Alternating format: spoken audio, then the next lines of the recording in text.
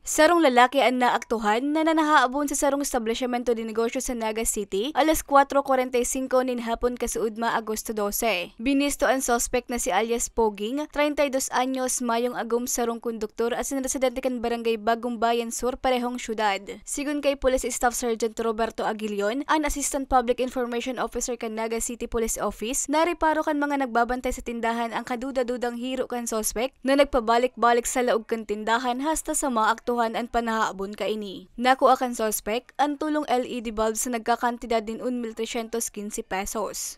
Check po natin kung meron siyang dating kaso o involved siya sa ibang kaso na lalo sa pagnanakaw. So tinitingnan po natin yung anggulo na baka hindi lang ito yung una niyang beses ginawa at ngayon lang siya nahuli. Sigun sa tagapagtaram, dain naman nakadulag pa ang suspect makalis na makorner na inikan mga nagbabantay sa tindahan, asin tulos man na naisumbong sa kapulisan.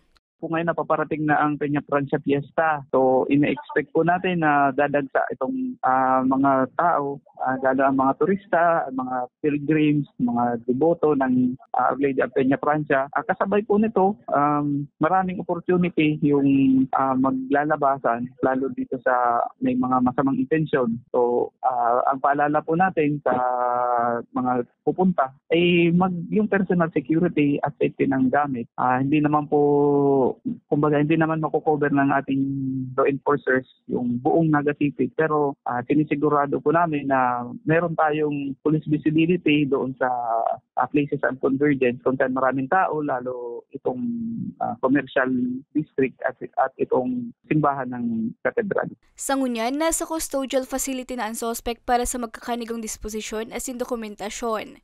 Para sa mga baratang tatak Bicol, Regine Buer.